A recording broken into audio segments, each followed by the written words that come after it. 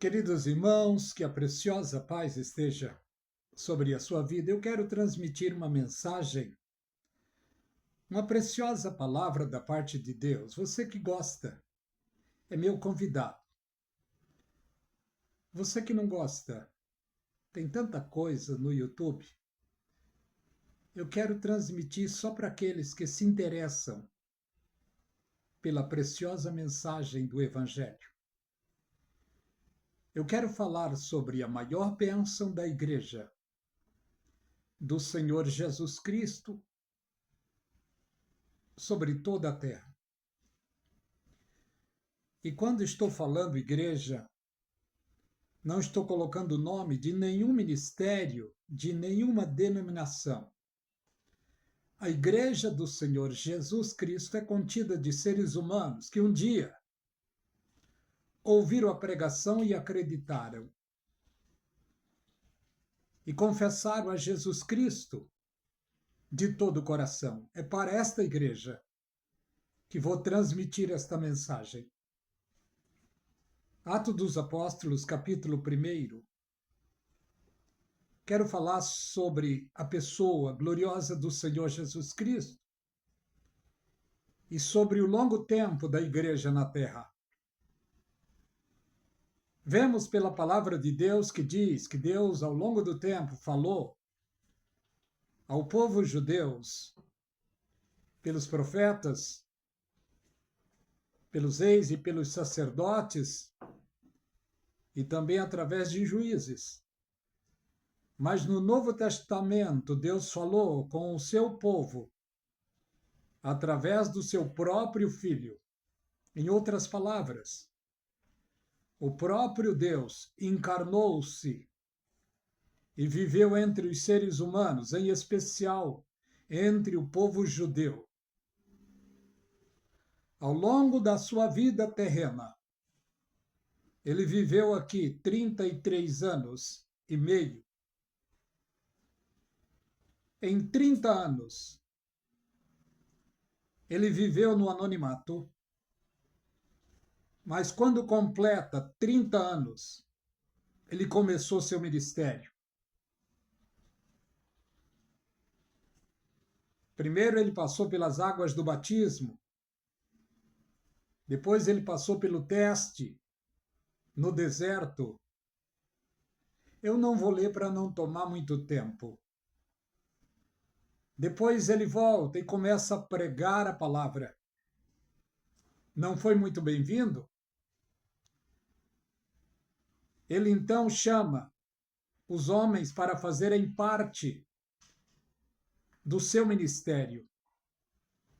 E eles, mesmo sem saber de muita coisa, mas a palavra do Senhor Jesus Cristo, poderosa, cativante, e ele separou 12 homens para ser a base da sua igreja.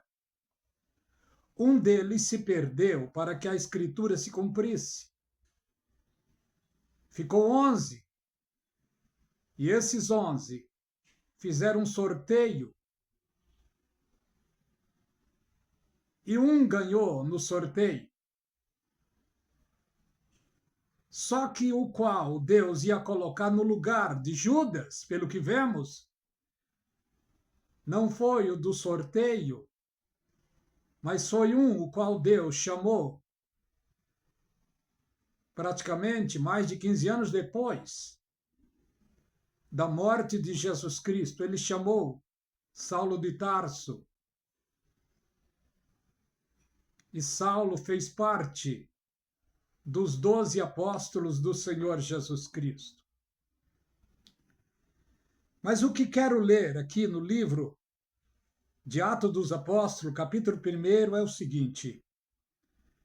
Fiz um tratado a Teófilo acerca de tudo que Jesus Cristo começou não só a fazer, mas a ensinar.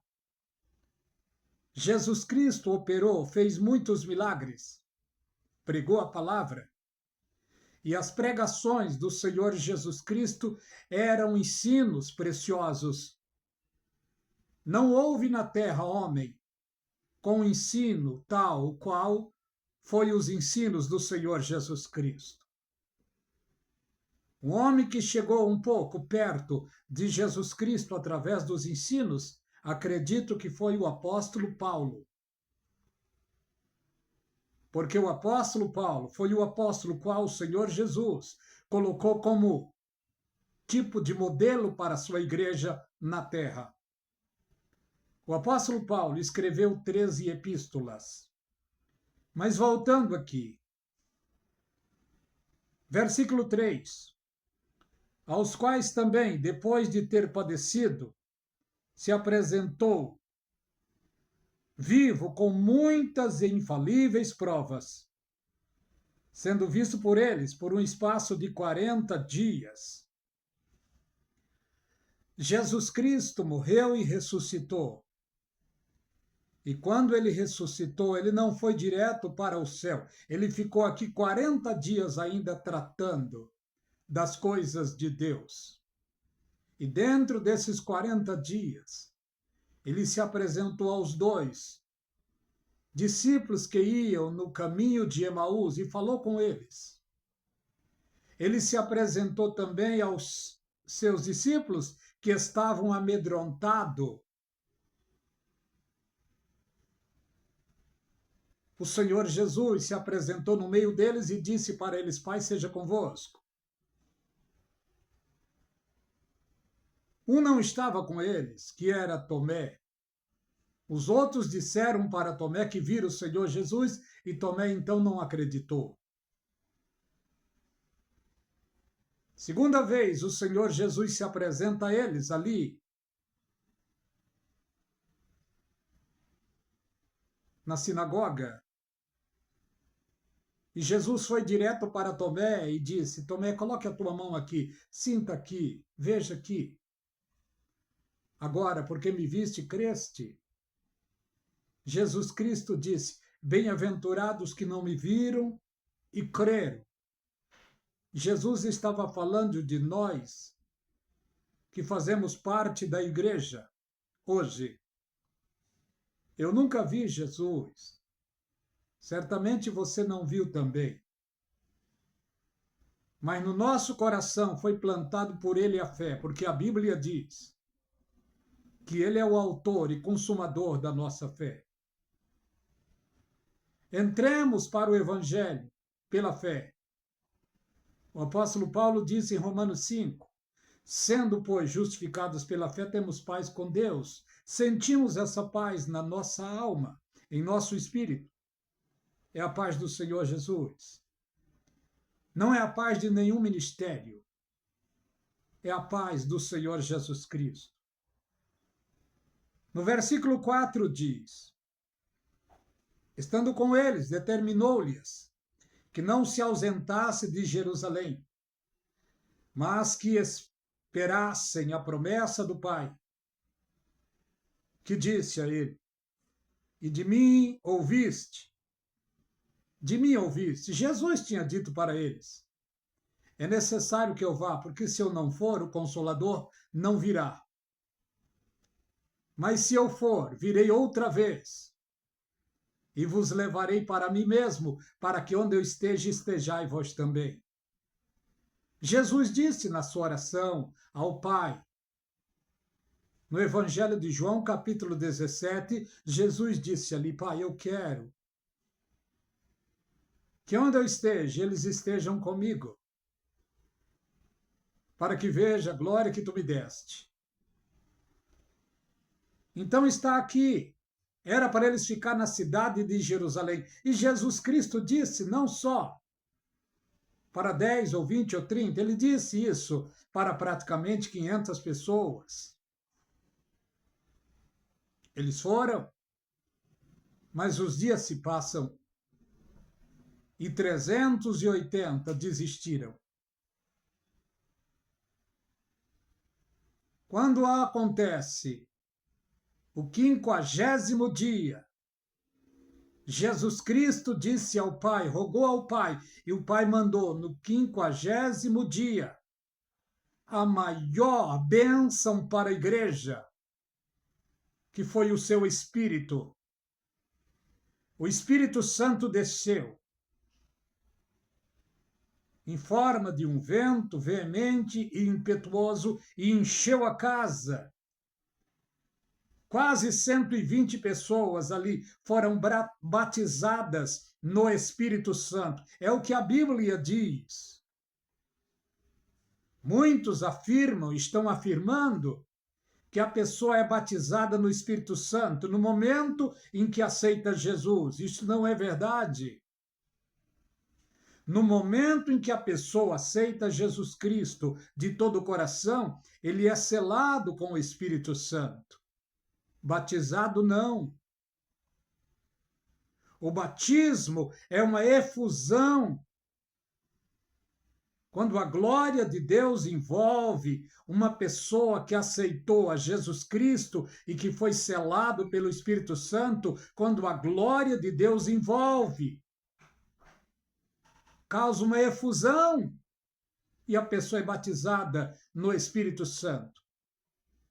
É semelhante a uma chaleira que uma mulher coloca leite para ferver no fogo. À medida que a temperatura vai crescendo, vai chegar um momento em que o leite evapora, causa uma efusão e ele derrama, ele transborda. Assim é o batismo no Espírito Santo. E todos aqueles que aceitam a Jesus Cristo têm direito a este presente peculiar, individual, que Deus tem preparado. Olha o que vemos aqui no 5. Na verdade, João vos batizou com água, mas vós sereis batizados com o Espírito Santo. E não muito depois daqueles dias, não muito depois, o prazo foi apenas 10 dias. Jesus Cristo ficou 40 dias, se despediu do seu povo ali no Monte das Oliveiras e subiu para a glória. 10 dias depois, ele mandou o seu Espírito para inaugurar, para batizar a sua igreja. E quase 120 pessoas foram batizadas no Espírito Santo. E olha aqui o que diz a palavra de Deus. Aqueles, pois, que haviam reunidos, perguntaram-lhes dizendo: Senhor, restaurará tu neste tempo o reino a Israel? Os discípulos estavam preocupados, era com o reino milenial. Porque no Velho Testamento foi pregado só o reino milenial para judeus. Jesus Cristo, quando estava em vida na terra, ele pregou também o evangelho do reino para judeus. O evangelho do reino não é para a igreja, é para judeus, exclusivamente para judeus. Porque no fim dos tempos, quem vai assumir a terra, quem vai assumir o mundo, é Jesus Cristo. E quem vai estar sobre o mundo como cabeça das nações é o povo judeu, não é a igreja. Lá no Sermão das Beatitudes, no livro de Mateus, capítulo 5, lá diz que os mansos herdarão a terra. É uma palavra exclusiva ao povo judeu. A igreja herdará a glória de Deus, os céus. Israel herdará o mundo inteiro. E os discípulos preocupados: restaurará tu neste tempo o reino a Israel? E Jesus Cristo tinha em si toda forma de explicação para eles. Jesus podia falar com eles ali tudo sobre escatologia bíblica. Mas não era para eles, não era para o tempo deles. o cumprimento escatológico seria para o fim dos tempos. E o fim dos tempos é esse que estamos, mas a escatologia bíblica, o primeiro sinal escatológico ainda não começou. E qual é o primeiro sinal escatológico?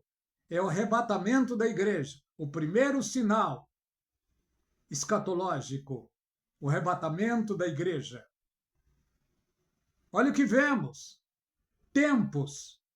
Quando se fala aqui em tempos, antes do milênio chegar, tem tempos, tem estações para se cumprir. E olha o que vemos aqui pela palavra de Deus. O Espírito Santo desceu e inaugurou a igreja do Senhor Jesus Cristo. Foi estipulado por Deus. Antes de tudo isso acontecer, Deus é poderoso, soberano.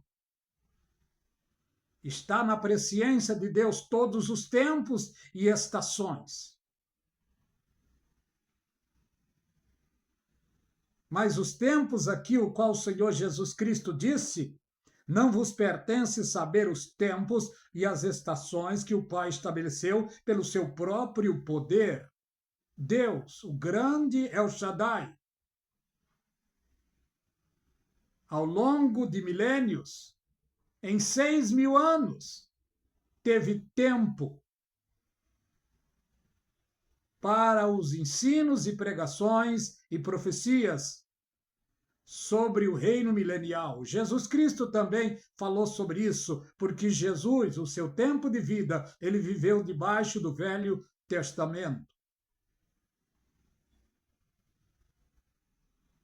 E agora, Jesus Cristo diz aqui para eles, não vos pertence saber os tempos e as estações. Não pertencia para eles, mas pertence a nós hoje, saber os tempos e as estações. Que está dentro da escatologia bíblica. Vamos analisar uma coisa. Israel se perdeu porque negou a Jesus Cristo.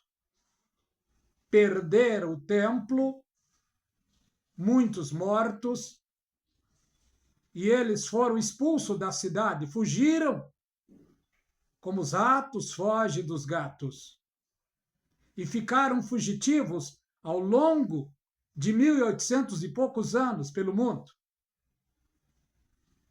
Mas, biblicamente, os profetas falaram que eles retornariam para Jerusalém. O Senhor Jesus Cristo falou sobre isso. Está no livro dos profetas Ezequiel, Isaías, Jeremias e Daniel, que eles voltariam novamente. Isaías 66:8 diz: porventura, nasceria uma nação em um só dia? Sião, Israel esteve de parto durante 1.800 e poucos anos. Que parto prolongado, que dores prolongadas. Mas já deu à luz aos seus filhos. Leia lá, Isaías 66:8. Os judeus, abriu-se a madre para eles.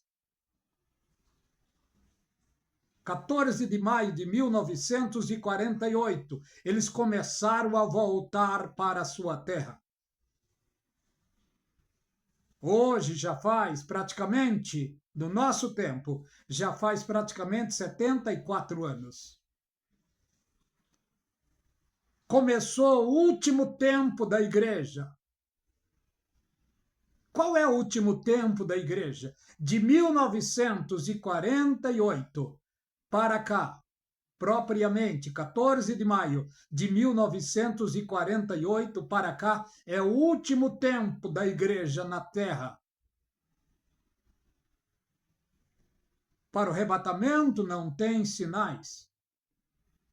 O primeiro sinal foi o renascimento de Israel. mas é sinal para quem estuda, para quem pesquisa. E o Senhor Jesus Cristo disse que essa geração não vai passar. E não vai mesmo. Nós estamos no final deste último tempo. Já estamos, como Igreja de Cristo, já estamos em um tempo como um jogo de futebol, que termina o jogo, mas fica ainda aquele tempinho de prorrogação. A Igreja de Cristo está nesse tempo de prorrogação sobre a terra. O arrebatamento está para acontecer. Porque a iniquidade aumentou, o amor de muito está esfriando. É o que a Bíblia diz. E Jesus Cristo disse, porventura, quando o Filho do Homem voltar, achará fé na terra? Se você for analisar, hoje o mundo está cheio, mas cheio de fé, mas é uma fé morta. Porque o evangelho que está sendo pregado, não estou generalizando, mas o evangelho que está sendo pregado em boa parte da terra, em boa parte do mundo hoje, é o evangelho da prosperidade. E muitos hoje estão colocando Deus como um agiota. Quanto mais você dá, mais você vai ser abençoado. Quanto mais você dizimar, você vai ser mais abençoado. Quanto mais você ofertar, mais você vai ser abençoado. A Bíblia não fala sobre isso. Não somos salvos por aquilo que pactamos com Deus. Não. A salvação veio a nós lá no começo da nossa fé.